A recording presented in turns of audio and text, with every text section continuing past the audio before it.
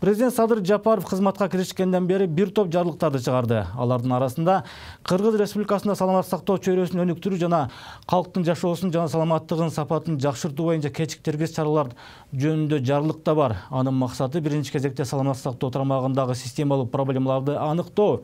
Анын алкагында өкмөттүн алдында пандемиянын кесепеттерин жоюудан тарта сапаттуу тамак аш менен камсыздоого чейинки бир катар милдеттер коюлду. Саламаттык сактоо тармагы да башка тармактарда эле акыркы 30 жылда кедерине кетип, коррупцияга белчесинен батып калганы жашыруун эмес. Бул тармакты кантип оңдосо, өнүктүрсө болот? Сөздү кабарчыбыз Каныкей Бозгунова улантат. 30 жылдык эгемендүү тарыхыбызда өтө алсырап жемкорлукка белчесинен баткан тармактардын бири бул саламаттыкты сактоо системасы болду. Оолу тармакты кайсы факторлор мындай абалга алып келди деген суроого жооп издейли. Сайыз учурунан бери аталган системанын казанында кайнап келген ажистердин айтымында буга таасир берген бир нече себептер бар. Маселен, Кыргызстан көз карандысыздык алган алгачкы жылдарда өзгөчө башка улуттагы медицина кызматкерлери ар кандай себептер менен массалык түрдө өлкөдөн чыгып кетишкен. Мунун кесепетинен кадр таңкыстыгы пайда болгон. Ага кошумча кризистин айынан айлык акы 4-5 айлап кечиктирилген. Ошондо мамлекет эл аралык уюмдар менен бирге маселени чечүү үчүн каржылоо системасын өзгөртүп, амбулатордук секторга бөлөлүү деген бүтүмгө келген. Кыскасы бир арзаныраак системаны түзөлүк, эффективнүүрөөк системаны түзөлүк деп, жанагы үй бүлөлүк медицина борборлорун мурдалар больницаларга баш ичи да баары, поликлиника деп, при больнице. Аларды бөлүп туруп, өздөрүнө кожоюн болсун. Өздөрүнө бир кызыга турган стимулдар болсун. Мисалы үчүн бир энный суммадагы каржы бөлүнө турган болсо, эгер алар өздөрүнө бекиген ооруларды, пациенттерди жакшы карап, жакшы профилактика алдын алып дегендей оорутпай карай турган болсо, эконом болгон акчасын өздөрүнө аппарат алсын, башка кылсын, дары-дармек алсын, зарплатасына бир кошумча премиальный катарында берилсин деген принциптерди ойлоп тапканда ушул туура эле болот го деп ойлогонбуз да. Бул кадам өзүн өзү актаган жок деп эсептейт ажистер. Себеби 20 жылда үй бүлөлүк медицинанын максаттарын ишке ашыра турган кадрларды даярдап, керектүү жабдыктар менен камсыз кылып, аларга стимул бере алган эмеспиз. Мындан сырткары туруктуу мамлекеттик саясаттын жоктугу тармактын алыстырашына таасирин тийгизбей койгон эмес. Кыскасы, мына бүгүнкү күндө бизде оорулардын саны да азайган жок, өлүм да азайган жок.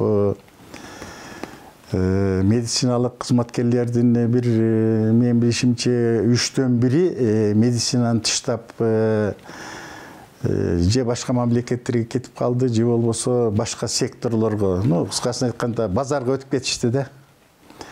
Анан кандайдыр бир бөлүгү жеке менчик медициналарын уюштуруп кетишти. Ушунун негизинде алсырап калды биздин система.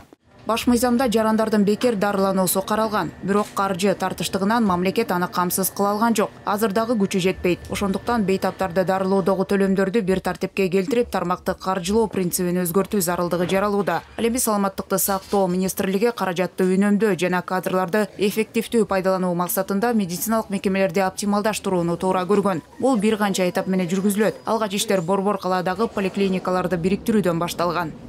Районда бир объединенный центр деп Бишкек шаарында 4 районго бириктиргенбиз. Баягы центр семейной медициналар болсо, зданиялар боюнча калган, бирок самостоятельный юридический лицосун бир жерге келтиргенбиз, бир жерге финансирование алып келгенбиз. Ошо менен азыр баягы чоң финансылык бир жерге келгенден кийин ошону баягы эффективный өткөргөнгө чоң акча, чоң нерсе алса болот да. Ошондой иштер жүргүзүлгөн, ал иштер өзүнүн баягы ишине ашкан, ал иш боюнча деген эффективный иштеп атат бүгүнкү күндө.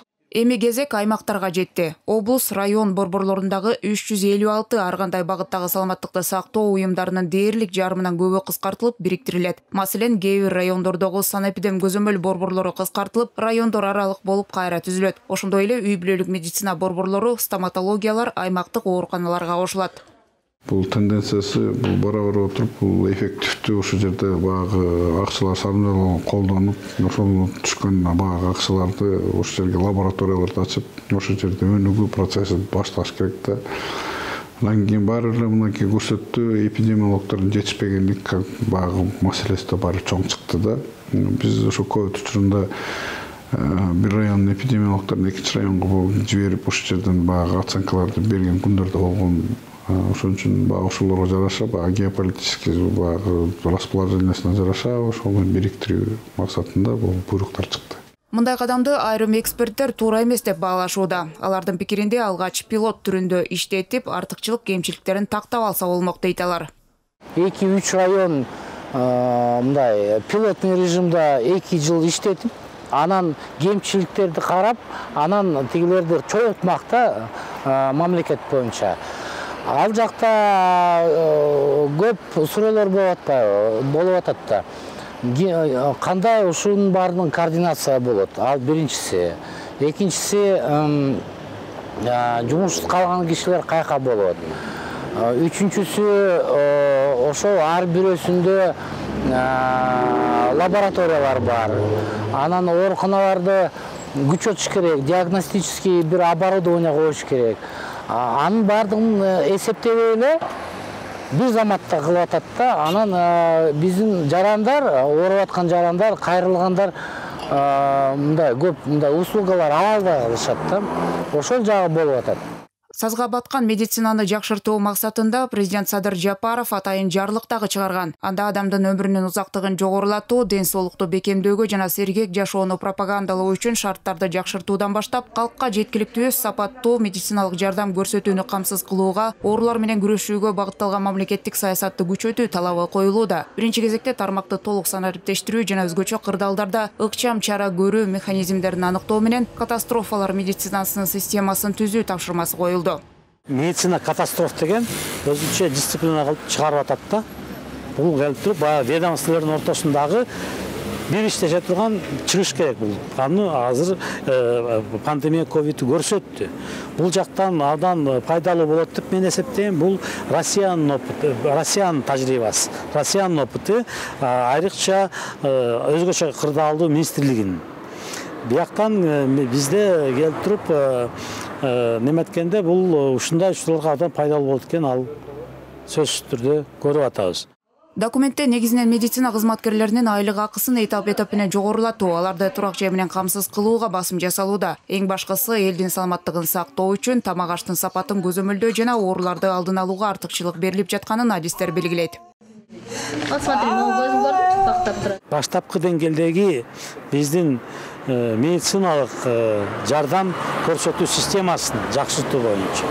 Анткени бул мен айтат элем, мындайча айтканда эң негизги биздин элге анын саламаттык сактоого эң негизги система.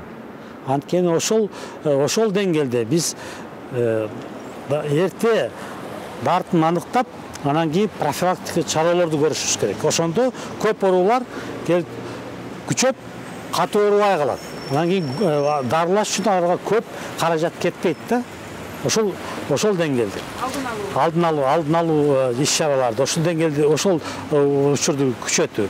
Коюлган максатты реформаларды ишке ашыруу үчүн баарынан мурда бул тармакты каржылоо маселесин чечүү зарылдыгы турат. Ал үчүн ооруканаларды өзүн-өзү каржылоого өткөрүү жана милдеттүү медициналык камсыздандыруу фондундагы каражатты көбөйтүү керек. Бул дүйнөлүк практикада колдонулган тажрыйба экендигин эксперттер айтат.